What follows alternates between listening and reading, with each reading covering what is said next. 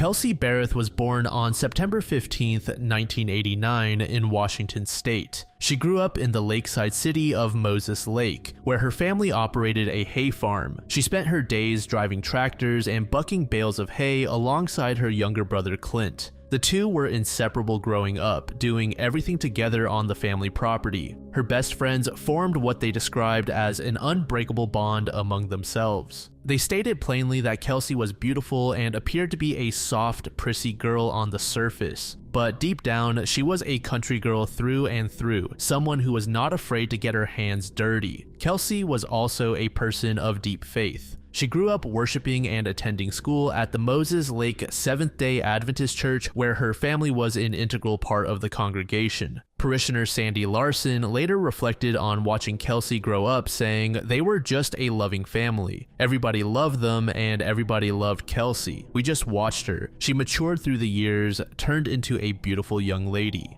After graduating from high school, Kelsey enrolled in the aviation program at Big Bend Community College, where she began studying to earn her pilot's license. She earned her commercial pilot's license and then took things a step further, qualifying as a certified flight instructor so she could teach others to fly as well. After completing her training, Kelsey landed her first job as a flight instructor. Around the same time, her parents, Cheryl and Daryl, relocated to a small community in northern Idaho, and Kelsey moved out on her own to begin building an independent life. In May 2016, she made the decision to move to Colorado. The move was driven in part by her relationship with Patrick Frazee, who we'll talk about more later on. After arriving in Colorado, she picked up a handful of different jobs before landing the position of flight instructor at DOS Aviation in Pueblo, which she started in late July 2017. DOS Aviation was no ordinary flight school. The company held the exclusive contract to provide initial flight training to United States Air Force Academy graduates.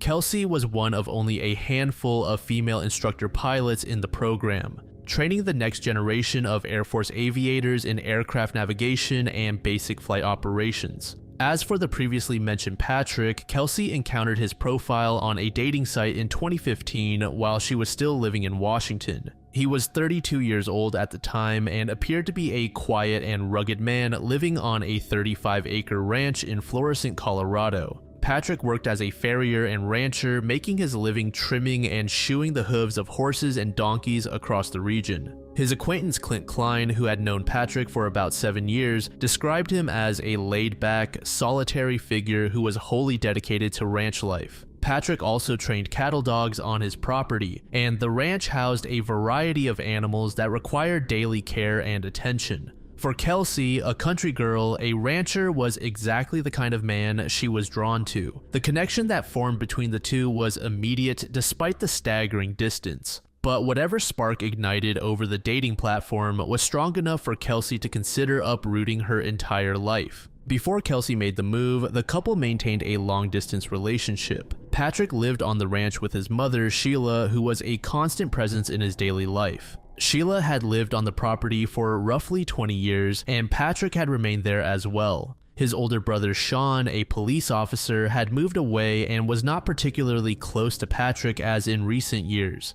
It's known that Patrick traveled to Washington at least once to help Kelsey relocate when the time came. During that trip, Kelsey's parents also got the opportunity to meet him. By all indications, Kelsey's family was supportive of the relationship. In October 2017, Kelsey gave birth to the couple's daughter, Kaylee Jo, in Colorado Springs. The delivery came 3 weeks early, and the premature arrival meant that Kaylee required extra medical care. This prevented Kelsey from having Kaylee in her hospital room immediately after birth. What happened next at the hospital revealed a side of Patrick that deeply concerned medical staff. According to Kelsey's mother, Cheryl, Patrick became extremely upset because he believed that the first few hours after birth needed to be spent together as a family for bonding purposes. He became so agitated and verbally abusive toward the nursing staff that social services was notified. As a result, Kaylee was temporarily removed from the care of both Patrick and Kelsey until a safety evaluation could be conducted to determine whether Patrick posed a threat to Kelsey or the baby.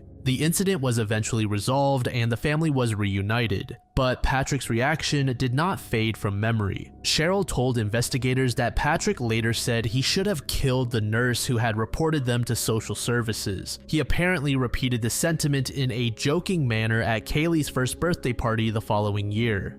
After their discharge from the hospital, Kelsey and baby Kaylee returned to her condo in Woodland Park where they lived together. Meanwhile, Patrick stayed on the ranch. The couple continued to share parenting responsibilities from their separate homes, with Kelsey handling the majority of the day-to-day caregiving while Patrick took Kaylee for visits at the ranch. To the outside world, the relationship appeared functional if imperfect, two young parents doing their best to make it work across separate households. But those closest to Kelsey could see cracks forming beneath the surface. Her friend Ashley observed that Kelsey seemed increasingly stressed by the difficulty of satisfying Patrick. She said she seemed to be kind of stressed out from the whole thing, that she couldn't make him happy. The dynamic between them appeared one-sided in a way that troubled Kelsey's friends. Ashley noted that Patrick never came to visit Kelsey at her townhome. Instead, on her days off, Kelsey was the one who always drove out to the ranch to spend time with him. The commute was not especially long, but the pattern spoke to a broader imbalance in effort and consideration. When CBS News correspondent Nikki Batiste asked Ashley directly whether Patrick was emotionally abusive, she said, "It appeared that way from what I saw, and it seemed like it was just knocking her spirit down."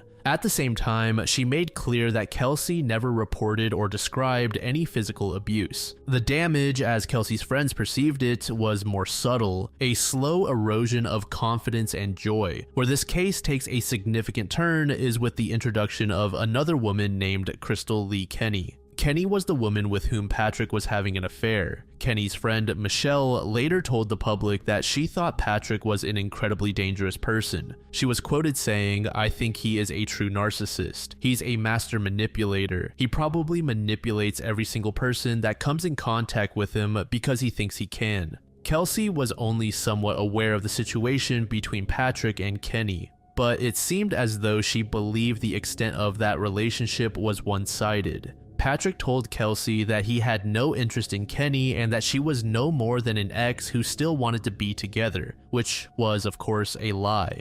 In 2006, Kenny was about to marry another man, and Patrick called her on the day of her wedding to not go through with it. Kenny ignored Patrick, and the two completely broke off for a time afterward. They reconnected around 2013, and by 2015, the same year Kelsey and Patrick began dating, Kenny and Patrick had started a physical affair during one of Kenny's visits to Florissant. The affair intensified in 2018. Kenny, by then divorced with 2 young children, was making regular trips from Idaho to Colorado to see Patrick. According to her testimony, Patrick never told her about his engagement to Kelsey or about the birth of their daughter. Kenny said she only learned that Patrick had a child when former co-workers mentioned it to her in conversation, a revelation that blindsided her.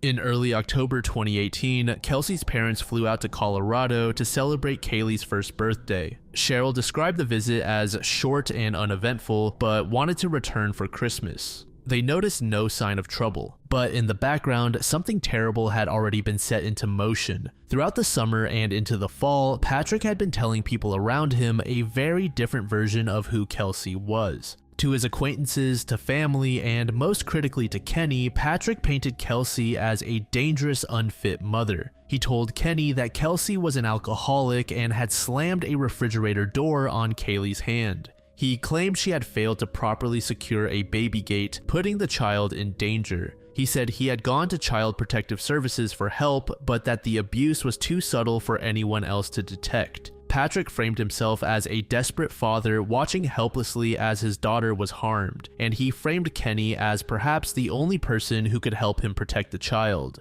In September 2018, the conversation shifted. Patrick began telling Kenny that he had people watching Kelsey and that an innocent is going to be harmed if something was not done. The language was vague enough to leave room for interpretation, but pointed enough that Kenny understood what he was asking. Michelle, Kenny's best friend back in Idaho, later told CBS News that around this time, Kenny called her in tears one evening, saying that Patrick asked her to kill the mother of his baby. Michelle was stunned and urged her to simply call the police. The first plan took shape in late September or early October 2018. Patrick told Kenny to purchase a caramel macchiato, Kelsey's favorite drink, from a Starbucks near the Woodland Park townhome. He instructed her to spike it with a lethal combination of substances. Kenny, a registered nurse, suggested Ambien and Valium in a dose large enough to kill. Kenny drove approximately 12 hours from Twin Falls, Idaho to Woodland Park, Colorado. She brought her aunt along for the ride, though her aunt had no idea what the trip was actually about. Upon arrival, Kenny purchased the drink, walked to Kelsey's front door, and knocked. Kelsey answered. She had never met this woman before. Kenny launched into an elaborate story. She said she was new to the neighborhood and that a neighbor had mentioned Kelsey had helped rescue her dogs from some kind of trouble. The coffee, she said, was a thank you for the kindness.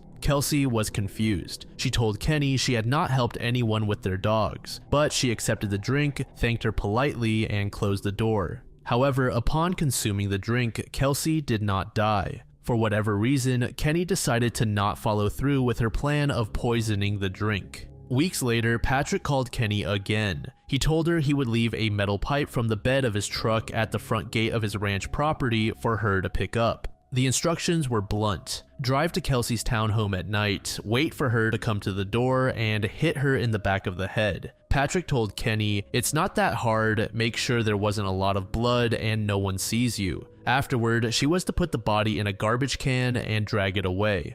Kenny once again made the 12-hour drive to Colorado. She picked up the pipe from Patrick's gate, drove to Woodland Park, and approached Kelsey's townhome in the dark. But a dog inside the home began barking, loud enough to rattle Kenny and make her afraid that neighbors would notice. She turned around, walked back to her car, and drove away without knocking. She left the pipe at the front gate of Patrick's property and spent the night sleeping in her car at a gas station, unable to face what she had almost done. At the same time, she was terrified to face Patrick's reaction to her failure. When she told Patrick what had happened, he was furious. According to prosecutor Jennifer Villamon's opening statement, Patrick told Kenny after the second failure that he must have a bigger heart than her, and that he must care more about Kaylee than she does. He twisted her inability to kill an innocent woman into evidence that she did not love his daughter enough. Roughly 1 week later, another plot was set in motion. Patrick told Kenny to bring a baseball bat from her home and drive to Colorado. When Kelsey came to the door, Kenny was to immediately swing at her. Afterward, she was to put the body in a dumpster. Kenny made the drive for a third time. She arrived at Kelsey's townhome and waited outside. At one point, she watched as Patrick and Kelsey stood at the front door exchanging custody of Kaylee. Kenny sat on the curb near the home, baseball bat beside her, and later told prosecutors she was consumed by a single thought. She asked herself how she had gotten to this point. She did not go to the door. She could not bring herself to murder someone. After sitting outside for a period of time, she got back in her car and drove to Patrick's ranch. He was angrier than she had ever seen him. But something else was shifting inside Kenny. She was beginning to pick up clues that the stories Patrick had been telling her about Kelsey might not have been true. She had stood outside Kelsey's home 3 times now and seen nothing that resembled the picture Patrick had painted. At the same time, she remained deeply afraid. Throughout all 3 attempts, Patrick had warned Kenny that he had people watching her. He had made subtle threats against her life and the life of her daughter. It was later revealed that Patrick made another underhanded threat to Kenny by saying, "Little girls come up missing all the time." This threat was alluding to Kenny's own child. By mid-November, things seemed to calm down. Patrick stopped calling with new schemes. The conversations between them returned to something resembling normalcy. Kenny began to hope that whatever dark chapter this had been, it was closing. Thanksgiving was 2 weeks away, and all were simply looking to have a good time with their loved ones. On November 20th, Kelsey texted her supervisor, Raymond Sebring, with a small piece of good news. She had convinced Patrick to come to the company's holiday party with her. Raymond replied warmly, saying he looked forward to getting to know him. Her brother Clint, living in Tacoma, Washington, was exchanging texts with Kelsey that same week about holiday plans. They traded ideas about when each would visit the other and talked about what to do for Christmas. Clint ordered a small ornament for Kaylee and had it shipped to Kelsey's apartment. In a previous call, Kelsey had mentioned something unusual to Clint. Patrick's sister, Erin, apparently had a lawyer who had contacted Kelsey looking for information about Patrick. It was related to a dispute over their late father's assets, estimated at roughly $400,000. Patrick's father had recently died, and the siblings were locked in a legal battle over the inheritance. On top of that, there was a defaulted $70,000 loan that investigators would later find on the ranch. It was clear that Patrick had a lot of pressure building behind the scenes, but Kelsey did not dwell on it. They moved on to lighter subjects. On Thursday, November 22nd, Thanksgiving Day, Kelsey called her mother Cheryl in Idaho early in the morning. Kelsey told her mother she had been up until 4 in the morning the previous night because she had driven out to Patrick's ranch to help him check on his cattle and pick up medicine for him. She sounded tired but happy. The conversation ended when Kaylee needed a diaper change. Kelsey said she would call again later. Moments later, Kelsey loaded Kaylee into the car and drove to the Safeway grocery store in Woodland Park. At approximately 12:30 p.m., surveillance cameras captured her pushing her daughter in a shopping cart through the aisles. She purchased ingredients including sweet potatoes. It was the last time Kelsey was seen alive by anyone in public. At approximately 1:23 p.m., a neighbor's security camera recorded Patrick, Kelsey, and baby Kaylee together at the front door of the Woodland Park townhome with a baby carrier. Then at approximately 4:20 to 4:32 p.m., the same camera recorded an individual matching Patrick's physical description leaving the residence, this time without Kelsey and without the baby carrier visible. He walked to his truck and drove away. Something had happened inside that townhome in the roughly 3 hours between those two images, but the camera could not see through walls. The neighbor next door, Angela Gerber, who shared a wall with Kelsey's unit, was in Utah for the holiday. She heard nothing. No one else in the building reported anything unusual. The condos had sound barriers between units, and Kaylee was, by Gerber's previous observation, the best baby. Never loud, never disruptive. Minutes after the camera captured Patrick leaving, phone records show he placed a call to Kenny in Idaho. She did not answer. He called again and again. When she finally picked up, his voice sounded different from anything she had heard before. Kenny later described him as rattled. He told her, "I have a mess to clean up."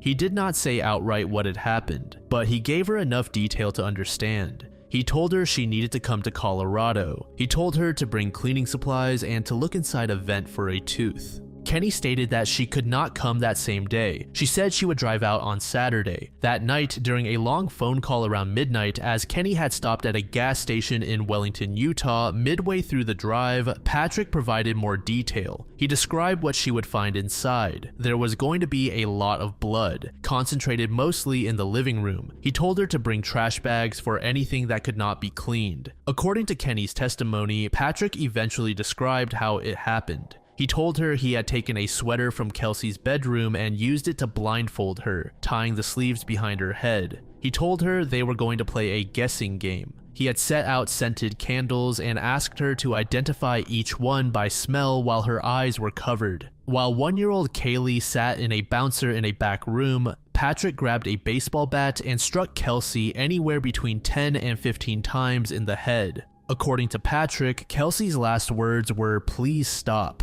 That evening, Patrick sat down for Thanksgiving dinner at his family ranch with baby Kaylee. His mother, his brother Sean, and other family members were gathered around the table. Nobody at that table knew what had happened 3 hours earlier in a home 20 minutes away. Phone records show Patrick made several lengthy calls from the family ranch landline to Kenny that night, one lasting nearly an hour. For the next 10 days, text messages continued to be sent out from Kelsey's phone. One went to her supervisor at 5:06 p.m. on November 25th. It said, "Hi Ray, sorry for the late notice, but I won't be able to make it in this week. I need to go see my sick grandma." Raymond noticed it lacked her usual exclamation points and smiley faces, but chalked it up to urgency. Another went to Cheryl, promising Kelsey would call the next day. She never did. Another text sent from Kelsey's phone to Patrick said, "Do you even love me?" Kelsey's mother became alarmed when she could not reach her daughter for more than a week and reported her missing on December 2nd.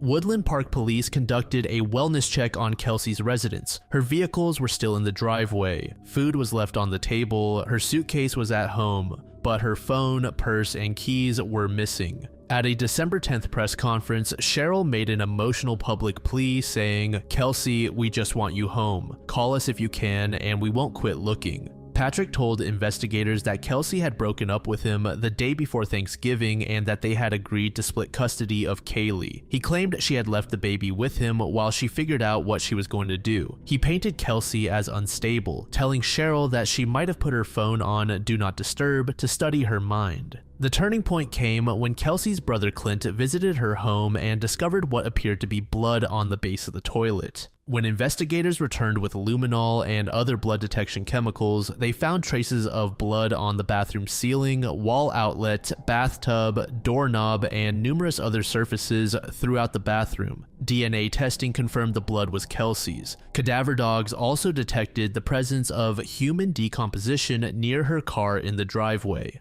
On December 14th, law enforcement served a search warrant on Patrick's 35-acre ranch. They recovered teeth and bloody sheets among dozens of other items. 1 week later, Patrick was arrested at his property without incident. Meanwhile, CBI agents had been tracing his phone records and discovered frequent contact with Kenny. When Agent Grusing first called Kenny, she denied knowing either Kelsey or Patrick. Confronted with phone records proving otherwise, she changed her story multiple times. Separately, the FBI received a tip from Michelle Stein about the conversation she'd had with Kenny weeks before the murder. Under mounting pressure and after securing legal counsel, Kenny agreed to cooperate with authorities in exchange for a plea deal. She pleaded guilty on February 8, 2019 to a single count of tampering with physical evidence. In exchange, she agreed to testify fully against Patrick. Her initial interview with investigators lasted 4.5 hours and produced a detailed account of the 3 failed murder plots: the Thanksgiving Day killing, the cleanup, and the phone impersonation scheme. Patrick's trial began in late October 2019 in Teller County. Besides the evidence that was already mentioned, a jailhouse informant came forward reporting that Patrick had written notes behind bars arranging a hit. His list of targets included Kenny and Kelsey's mother. On November 18, 2019, the jury deliberated for approximately 3 hours before returning guilty verdicts on all counts. Patrick was immediately sentenced to life in prison without the possibility of parole plus 156 years. In January 2020, Kenny was sentenced to 3 years in prison, the maximum under her plea agreement for the evidence tampering charge. However, in February 2021, the Colorado Court of Appeals vacated the sentence, ruling that the original judge had improperly sentenced Kenny in the aggravated range rather than the lower presumptive range required by law. Kenny was resentenced to 18 months, and having already served more than that in custody, she was released on parole in March 2021. The decision was deeply controversial. Many felt that the woman who had attempted murder 3 times and then cleaned up a brutal crime scene deserved far more than 18 months, regardless of her cooperation. But prosecutors maintained that without her testimony, Patrick might never have been convicted. Prosecutors and Kelsey's family alleged that Patrick's primary motive was gaining full custody of their daughter, Kaylee. A judge awarded temporary custody of Kaylee to Kelsey's parents shortly after Patrick's arrest. The couple intended to formally adopt their granddaughter. Patrick has continued to challenge his conviction from behind bars, filing at least 2 appeals. As of December 2025, his second appeal is still being processed. While the case is officially resolved with the killer locked up, Kelsey's remains were never recovered. In early 2019, law enforcement spent weeks searching Waste Management's Midway landfill south of Fountain, Colorado, based on Kenny's statement that Patrick intended to dispose of any surviving remains in a landfill. The search turned up nothing. An important point to mention is that Patrick still claims that he is innocent. He himself has not come forward with information on where Kelsey's remains could be. In his words, no body, no crime.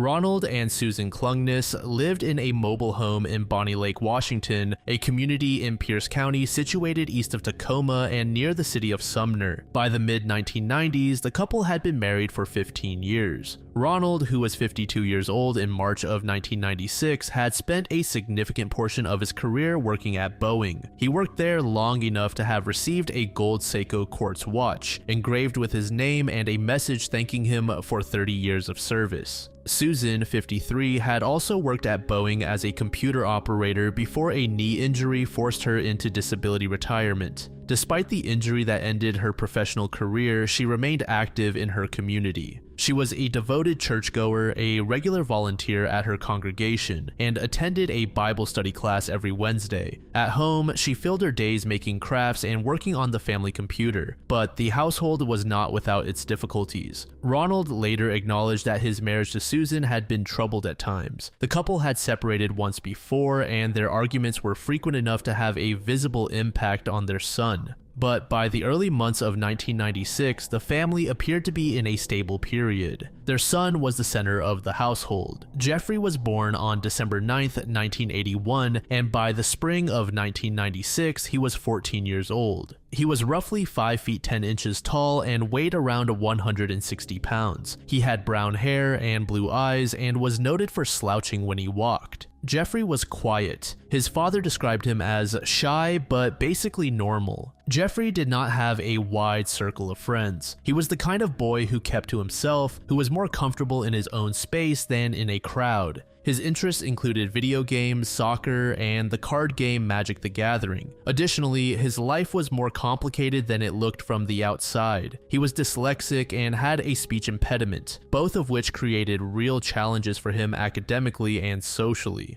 School had been a struggle for much of his life, not because he lacked intelligence, but because the standard system was not built for the way his brain processed information. On top of the learning disabilities, he had developed anger problems. On at least one occasion, he damaged his bedroom door with enough force that it had to be entirely replaced. These were not the actions of a violent child so much as a frustrated one. Investigators and family members attributed the emotional outburst, at least in part, to the tension within his parents' marriage. The arguments between Ronald and Susan affected Jeffrey in ways that a 14-year-old did not have the tools to manage, and the instability at home found its way out through flashes of rage. There was, however, genuine reason for optimism. Jeffrey had recently been enrolled at the private New Horizons school in Skyway, a neighborhood within the greater Seattle area, and the change was making a real difference. Ronald noted that Jeffrey was performing better academically at New Horizons than he had at any previous school.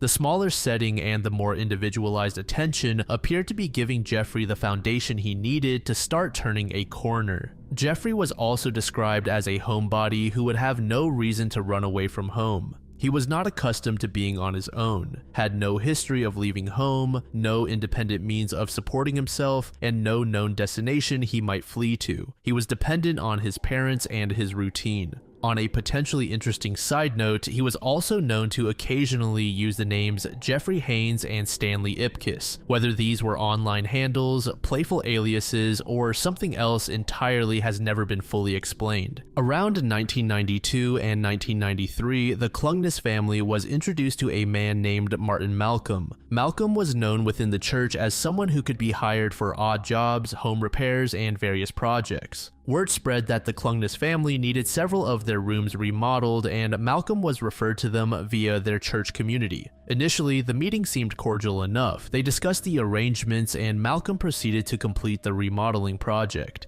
However, once the task was done, he did not leave. Malcolm continued showing up at the residence. At first, it may have seemed like the man just wanted to maintain a friendship, but as the weeks turned into months and the months accumulated into years, what had begun as a professional arrangement quietly transformed into something far more entrenched. Malcolm would come to the house simply to visit. He ate meals with the family and would sit in their living room and chat. He even played board games with Jeffrey, and most significantly, he took on the regular responsibility of driving Jeffrey to and from school. He had woven himself into the fabric of the family's daily routine. Ronald later described Malcolm's behavior in a way that, with the benefit of hindsight, was deeply unsettling. Ronald said he always wanted to do things for us. At the time, it may have felt like generosity, a lonely man who found purpose in being useful, who enjoyed the company of a family that had welcomed him. He was always available, always offering, always there. There were smaller frictions that hinted at a dynamic that was not entirely reciprocal. Malcolm had a habit of driving the family's car without ever putting gas in it, a minor detail, but one that suggested a man who treated the family's resources as extensions of his own while contributing little of tangible value in return. These were the kinds of small grievances that accumulate slowly but gradually shift the balance of a relationship from welcome to tolerated to unwanted. What makes the entire arrangement so troubling is what the family knew about Martin Malcolm's past.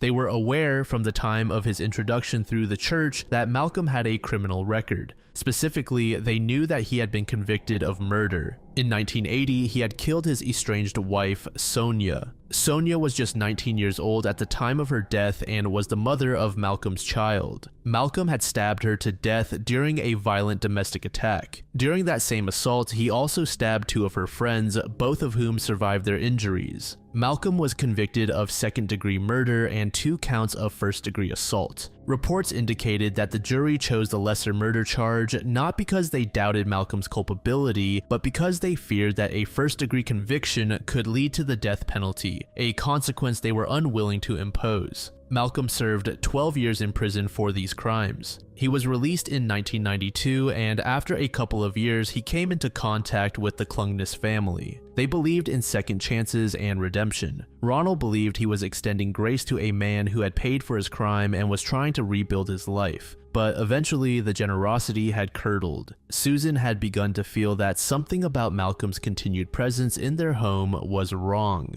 According to accounts relayed to investigators, she felt that Malcolm was overstaying his welcome. She was specifically becoming uncomfortable with the nature and extent of Malcolm's relationship with Jeffrey. Records don't contain a detailed account of what Susan observed or whether she confronted Malcolm directly, but it was clear that something had set off her instincts. Fast forward to Saturday, March 2nd, 1996, the day began like normal. Ronald left for work, leaving Susan and Jeffrey at home. At 9:30 a.m., Ronald called home and spoke to Jeffrey. It was a short, routine check-in, but it would turn into the last time he heard his son's voice. What happened inside the Klungness home between that 9:30 phone call and the early afternoon hours has never been fully established through eyewitness testimony. No one other than the people inside the home that day knows the precise sequence of events. What investigators were later able to piece together came from physical evidence at the scene, surveillance footage from elsewhere in the area, and the accounts of neighbors. Ronald arrived back at the mobile home between 4 o'clock and 4:30 p.m. The first thing he noticed was that the front door was unlocked. This, on its own, did not alarm him. Susan's Toyota Camry was also missing from the driveway, so Ronald just assumed she and Jeffrey had gone out. When he entered, he noticed the television was still on. Still, he didn't believe this to be all that worrisome of a situation. He waited, expecting his wife and son to come back soon, but they never did. As the afternoon stretched on and the absence continued, the feeling that something was off began to sharpen. Ronald moved through the home, and at some point, he noticed what he had missed on his initial walk through the door. There was blood in the living room, not a small amount, but a visible trail that began at a chair in the living room and extended through the home, leading down a hallway and toward the couple's bedroom. Investigators would later determine that Susan had likely been attacked while sitting in that armchair. The trail from the chair to the bedroom suggested one of two things. Either Susan, grievously wounded, had attempted to crawl away from her attacker and had made it as far as the bedroom before collapsing, or she had been dragged there after the assault. Ronald followed the trail to the bedroom door and tried to open it, but it wouldn't budge.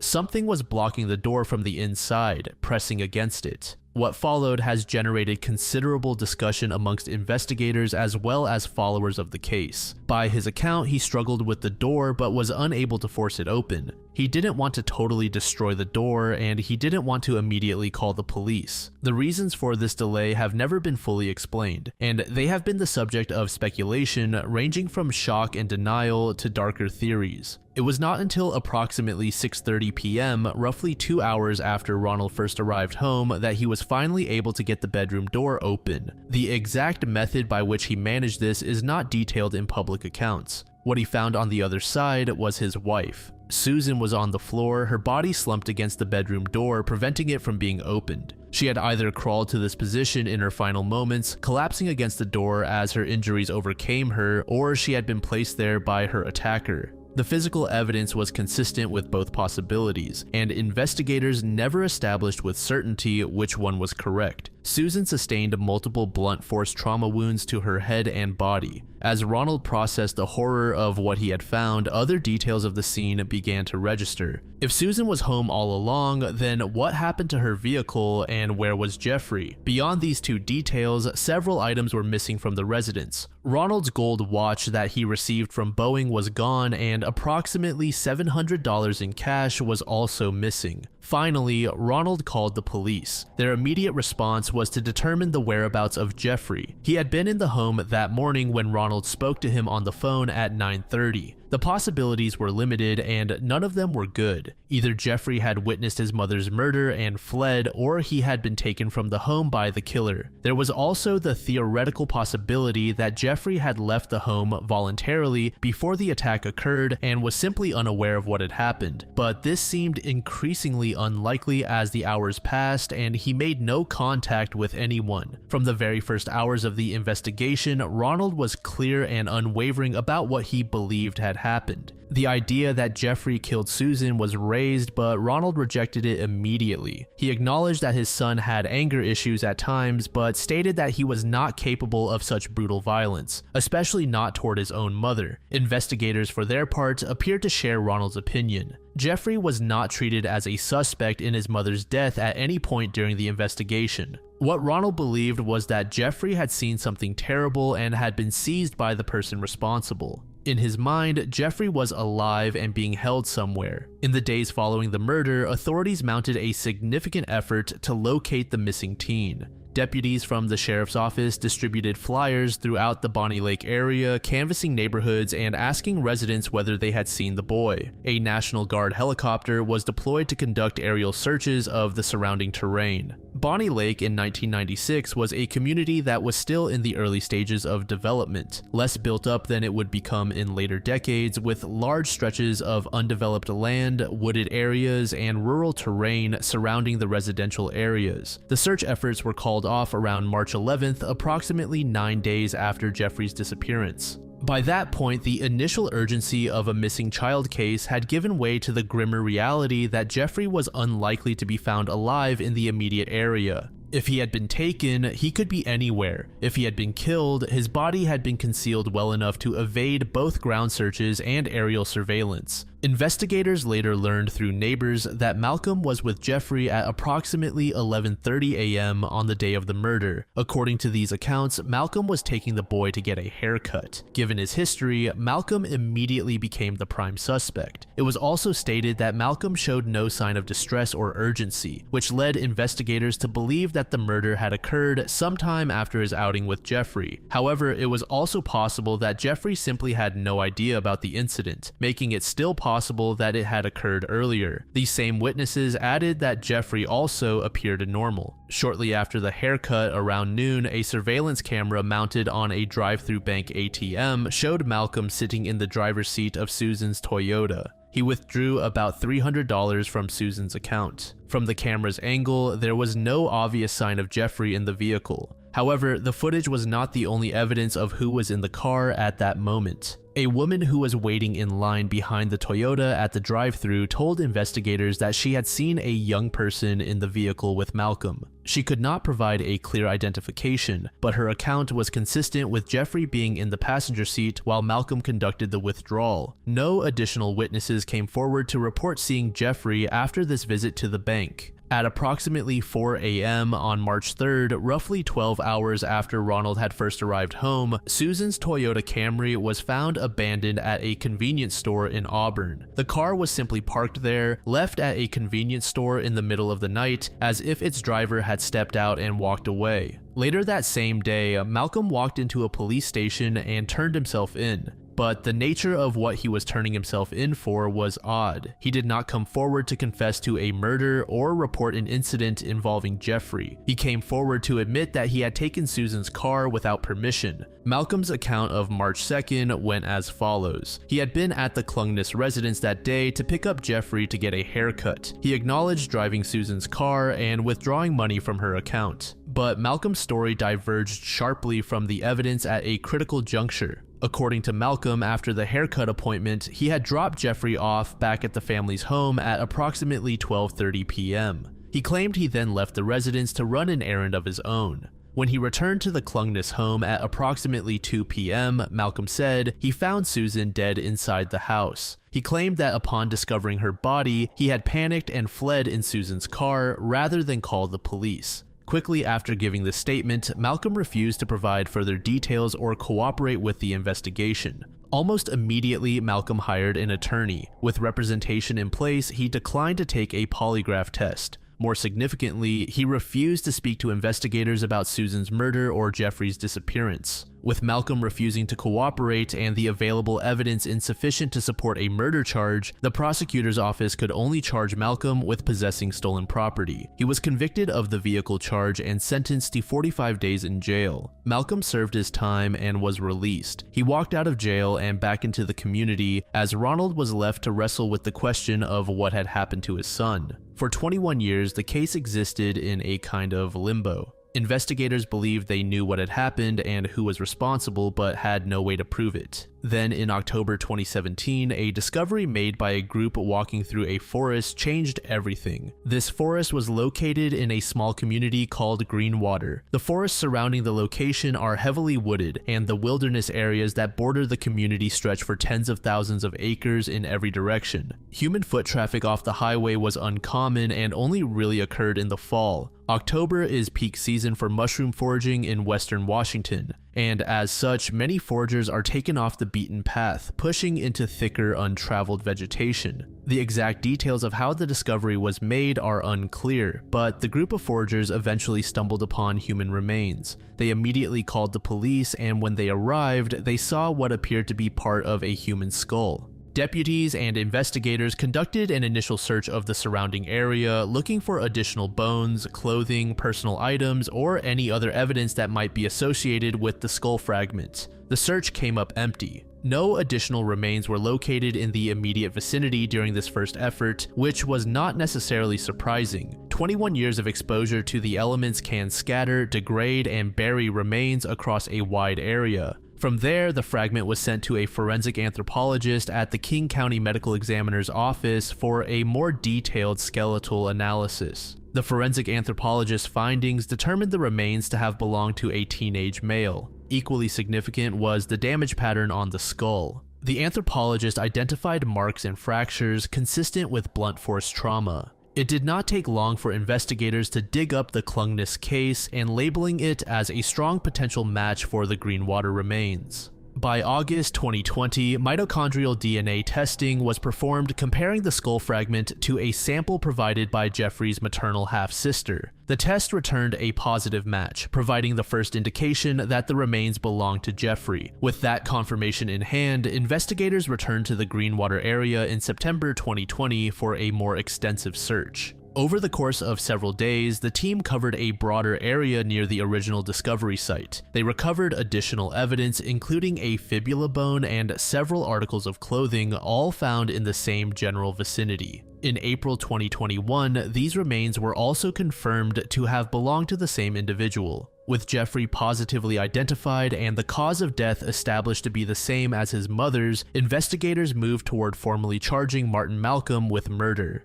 The evidence, though circumstantial, had only grown stronger with the discovery of Jeffrey's remains in a location consistent with someone disposing of a body far from the crime scene, but the case would never see a courtroom. During the course of preparing the charges, investigators learned that Malcolm had died of natural causes in August 2022 in the Thurston County area. He was 67 years old and took whatever he knew to his grave. In March 2025, the prosecutor's office stated publicly that Martin Malcolm would have been formally charged with murder had he still been alive. Prosecutors expressed confidence in the strength of the case, pointing to the totality of the evidence. With Malcolm deceased and the investigation substantially complete, the sheriff's office officially closed the case. The announcement acknowledged that some minor investigative threads were still being finalized, but the case as a whole was considered resolved. According to investigators, this is how they believed events unfolded. Malcolm was at the Klungness home, while Ronald was away at work. At some point during the day, Malcolm attacked Susan inside the residence, striking her repeatedly with a blunt object and inflicting fatal injuries. After killing Susan and taking some cash and Ronald's watch, Malcolm left the residence with Jeffrey. Whether Jeffrey witnessed the murder, was lured out of the home under a pretense, or was otherwise unaware of what had happened is unknown. After the haircut and bank visit, Malcolm killed Jeffrey using the same blunt force method he used on Susan. He then transported Jeffrey's body to the Greenwater area and left it in the remote forest before heading to the casino to gamble with Susan's money. Why exactly did he do all of this is where the true question lies. We already know that Susan became uneasy as a result of Malcolm's persistent presence in her family's lives. It is possible that Malcolm perceived this as a threat to a relationship or dynamic he was unwilling to lose. Regardless of speculation, the true catalyst of these crimes will remain unknown.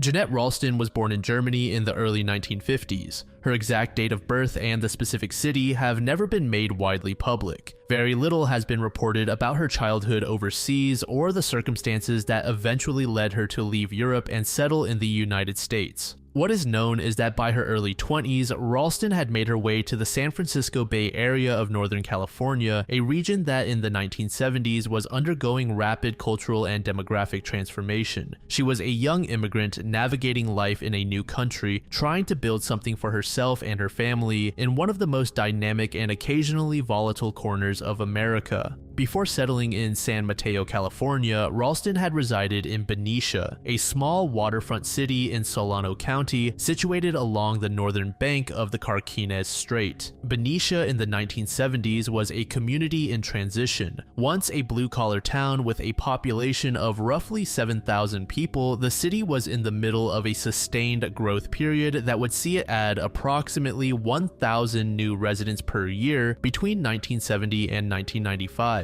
At some point, she moved south to San Mateo, a larger and more established city roughly 30 miles south of San Francisco. San Mateo in the 1970s was a city of just under 80,000 people. For a young mother in her early 20s, San Mateo offered a degree of stability and proximity to opportunities while remaining somewhat removed from the turbulence of San Francisco itself. Along with being a mother, Ralston was married, though the details of her marriage remain largely private. One social media post identified her husband as a man named Gilbert Bissonnette, and further stated that Gilbert was the brother of Pedro Bissonnette, the executive director of the Oglala Sioux Civil Rights Organization and a prominent figure in the American Indian movement during the early 1970s. If this connection is accurate, it places Jeanette Ralston in proximity to one of the most turbulent chapters of Native American political history. Pedro was a central figure in the resistance against the administration of Oglala Sioux tribal president Richard Wilson on the Pine Ridge Indian Reservation in South Dakota. He was deeply involved in the events surrounding the 1973 Wounded Knee occupation, the 71-day armed standoff between AIM activists and federal law enforcement. Pedro was shot and killed by Bureau of Indian Affairs police on October 17, 1973, under circumstances that many considered suspicious. He was only 29 years old. Dennis Banks, one of AIM's co-founders, called it a federal assassination conspiracy. This possible family connection is significant for understanding the broader context of Jeanette Ralston's life, even if she herself was not directly involved in AIM or the events at Pine Ridge. If she were married into the Bissonnette family, she would have been part of a network of people who had experienced political violence, federal surveillance, and deep personal loss at close range. It also lends weight to a claim made by a person identifying as a close relative of the victim on Reddit, who stated that police at the time, quote, didn't care to do an investigation, in their own words, because she was mixed race. When another commenter pushed back on this claim, noting that Ralston appeared Caucasian in photographs, the relative responded saying, "Yes, your opinion from photos are better than what her mother told me. Thank you for your insights into my family's phenotype."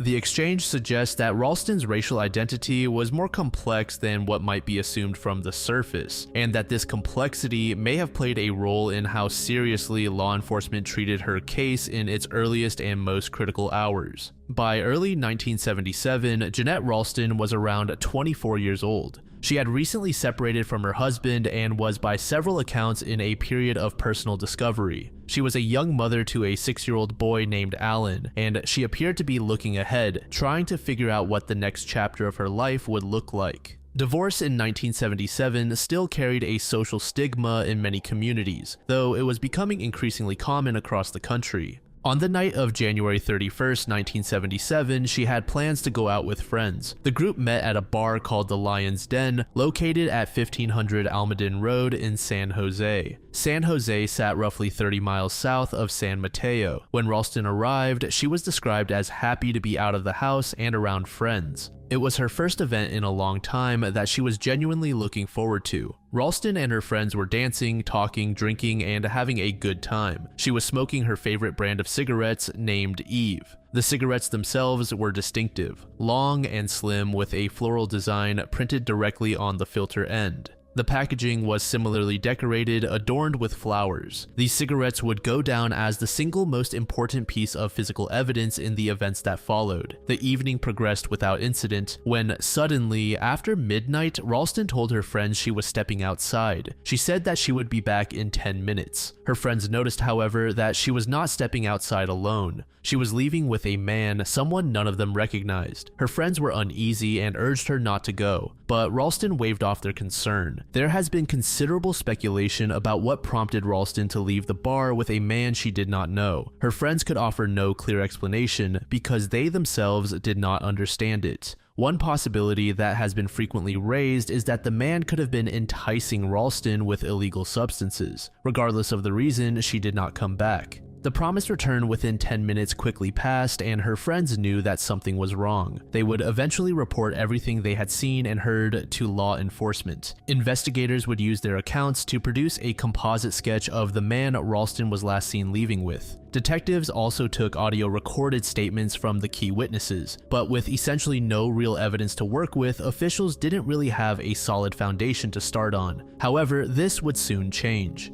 That same morning, February 1st, a woman named Grace Delaney was going about her routine, managing properties as she owned one of the apartment buildings on Graham Avenue. Eventually, she walked through the carport of her building and noticed something weird. There was a car parked there that she did not recognize. It was a Volkswagen Beetle. What made this particular Beetle noteworthy to Grace was simply that it did not belong to any of her tenants. It was an unfamiliar vehicle parked in a space that was meant for the people who lived in her building. She approached the Volkswagen and looked through the window. What she saw haunted her for the rest of her life. There was a partially unclothed woman inside the vehicle. Her body had been forced into the cramped space between the front and back seats, crumpled face down. After further inspection, Grace also noticed a long-sleeved dress shirt tied around the girl's neck. Grace also noticed signs that someone had attempted to set the car on fire. Burn marks were visible inside the vehicle, but the fire never got strong enough to actually destroy it. When law enforcement arrived, they determined that the woman was none other than Jeanette Ralston. In fact, even the car she was found in was hers. The location where the car was left was no more than 5 minutes from the bar she had visited with her friends.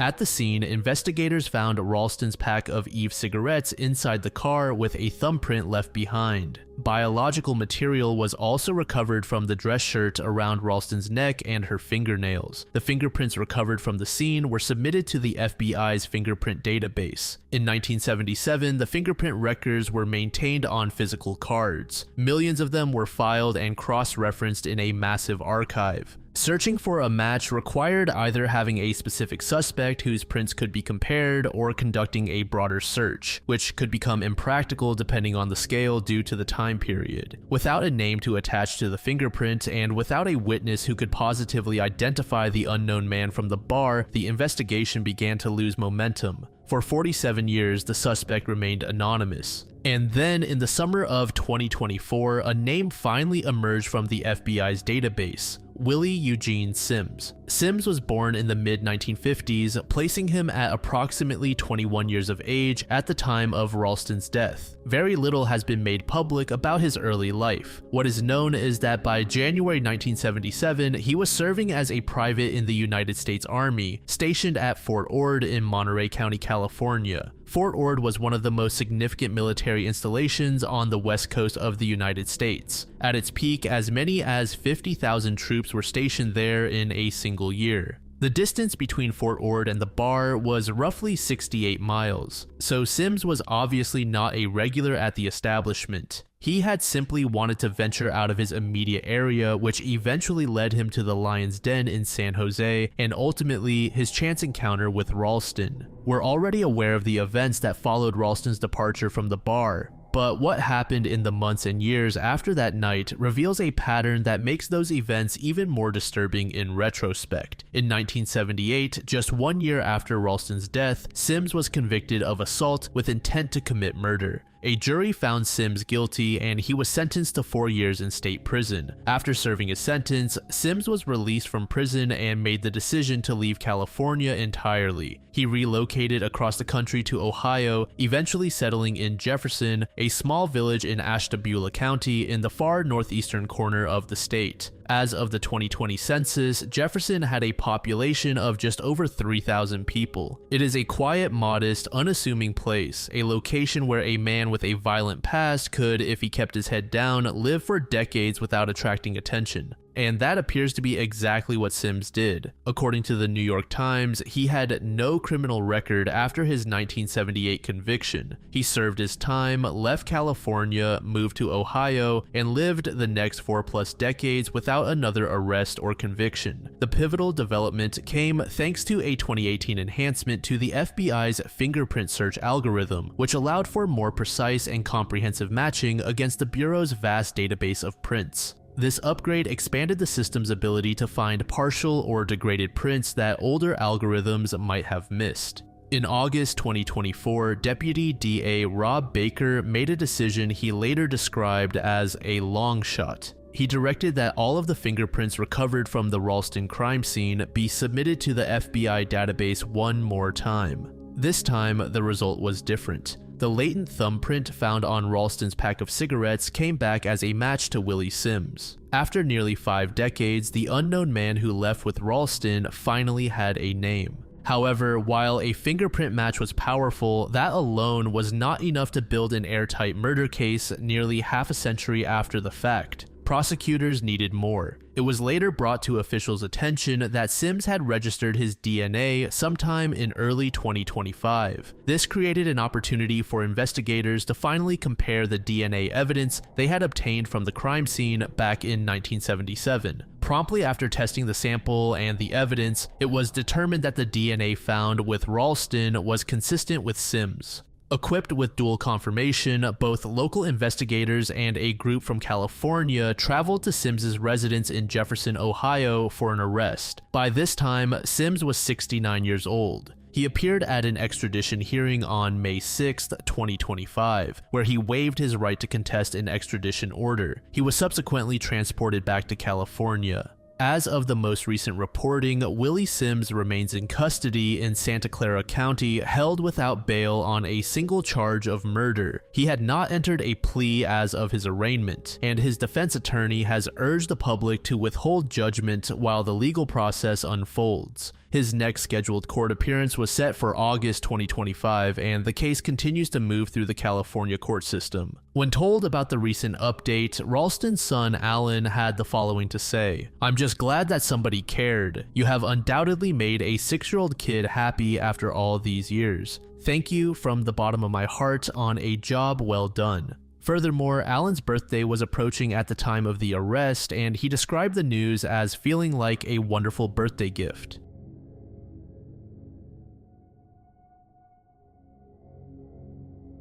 Dorothy Tate, commonly referred simply as Toby, was originally from Dallas, Texas. She grew up alongside her younger sister Priscilla, with whom she shared an extraordinarily close bond with from the very beginning. Their mother often remarked on their connection, telling Priscilla, "You were Toby's baby." Their bond was so strong that at one point, when Priscilla was studying abroad in Europe, the two exchanged letters daily. In a time long before text messaging and email, this was a remarkable level of devotion to one another. After completing high school in Dallas, Toby enrolled at Austin College, a private liberal arts institution located in Sherman, roughly an hour north of her hometown. Austin College was and remains a small, academically respected school. However, her time at the college was cut short. She left because the cafeteria food did not contain enough vegetables for her liking. While this might sound like a trivial complaint to most people, her family quickly stated that this is exactly the type of thing Toby would do. She was nothing short of an adventurous free spirit. Despite never completing her undergraduate studies at that time, she harbored serious academic aspirations that would resurface later in her life. Priscilla revealed that Toby had plans to study biology and pursue a career in what she described as medicinal healing. She was drawn to wellness, nature, and understanding how living things functioned. Toby's journey eventually brought her to Estes Park, Colorado, a mountain town situated at the eastern entrance of Rocky Mountain National Park, perched at an elevation of roughly 7,500 feet in the Front Range of the Rockies. She settled there and found work as a waitress. As time passed, Priscilla reunited with her sister and followed her to Estes Park, sharing a home together. By the time she reached her early 40s, Toby had built a fulfilling life for herself. Fast forward to November 15th, 1983, a passerby traveling along Highway 1 in San Luis Obispo County, California, noticed something that seemed out of place. A 1970s Chevrolet van was parked at a turnout along the road. To most, this van appeared totally normal. However, there was something jarring enough for this individual to call the authorities. Deputies were dispatched to the location, and when they arrived, there was nothing alarming about the exterior of the van. But when the deputies looked inside, the scene told a very different story. To understand what the officials were walking into, it helps to understand who had been traveling in that van and what she had been doing in the days leading up to November 15th. The van belonged to Toby, who had driven to the Central California coast from her home in Colorado. She was on a solo vacation, traveling with her 2 dogs. She had been staying in the San Simeon area, likely at or near the Creek Campground, a popular camping spot along the Highway 1 corridor. At some point on this trip, Toby had spoken with her younger sister Priscilla by phone. During that conversation, she shared a plan for the next day. She told Priscilla she was going to take the dogs down to the beach so they could see the Pacific Ocean for the first time. And she did. What investigators would later piece together confirmed that Toby followed through with her plans and later safely returned to her van with her dogs. However, it seemed that she was unaware that 2 men may have been keeping tabs on her during the visit. Back to the investigation, when officials moved to examine the back of the van, they found Toby's lifeless body with a gunshot wound to her head. Her 2 dogs were found alive at the scene, still near the van. Detective Cole, working from the physical evidence collected at the scene, later developed a reconstruction of how the murder unfolded. He believes that Toby was shot from the driver's side window of the van while she was seated inside the vehicle. She likely never had time to react. A thorough search of the van and the scene made the motive clear. Toby's personal belongings had been stolen. Her purse was gone, which contained approximately $400. Her credit cards were also missing, along with her Nikon camera. Upon further inspection, a blood trail was found leading away from the van. This blood was later determined not to have belonged to Toby. The second major piece of evidence was a Coca-Cola can found at the scene. Investigators recovered usable fingerprints from the surface of the can, but like the blood evidence, the fingerprints did not produce an immediate match against the databases available to law enforcement in the early 1980s. Of all the items stolen from Toby's van, the camera emerged as the most promising lead in the early years of the case. Cameras had a tendency to surface at pawn shops and secondhand dealers. If investigators could trace the camera's path from the crime scene to wherever it ended up, they might be able to work backward to the person who originally sold or pawned it, and from there potentially to the killer. For several years, detectives pursued this lead, and eventually, sometime between 1985 and 1987, they succeeded in tracing the camera to a pawn shop in Bakersfield, roughly 150 miles southeast of the scene of the crime. But the breakthrough that detectives had hoped for never materialized. By the time they tracked the camera to the pawn shop, it had already been bought and sold multiple times through a series of subsequent transactions. Each sale added another layer of separation between the camera and whoever had originally pawned it. In the end, the sales history was so tangled that it was impossible to definitively link it back to a suspect in the homicide. The trail dissolved into a web of unrelated commercial exchanges, and investigators were left with nothing actionable. The camera, which had seemed like the case's best hope for a break, had led them to a dead end. With the camera lead exhausted, the investigation's remaining hope rested with the blood evidence collected at the scene. As forensic DNA technology advanced through the late 1980s and into the 1990s, the sheriff's office submitted the blood samples for analysis. Scientists developed a male DNA profile, but it didn't match anything in the FBI's databases, and so the case went cold. That silence would last for more than 40 years. The case was eventually reopened by cold case detective Clint Cole. Working alongside Detective Jeffrey Robasciati, he undertook a comprehensive review of the original evidence, reports, and forensic material in the case. Cole recognized that the blood evidence collected at the scene in 1983 represented a strong opportunity. In 2023, the San Luis Obispo County Sheriff's Office entered into a partnership with Othram to develop an updated DNA profile. This ultimately led to the identification of an individual named Stephen Richard Hardy as the source of the blood evidence from the crime scene. However, officials noted that this particular case presented an unusual challenge. During the genealogy research, it was discovered that Hardy's biological father was not the man listed on his birth certificate. This kind of discovery can significantly complicate the process of building an accurate family tree, because the genealogist is essentially tracing a genetic lineage that doesn't match the documented paper trail. Despite this complication, scientists were able to work through the discrepancy and successfully identify Hardy. Hardy's identification was then confirmed through a DNA comparison with a close family member who was still living, providing definitive proof that the blood at the scene belonged to him.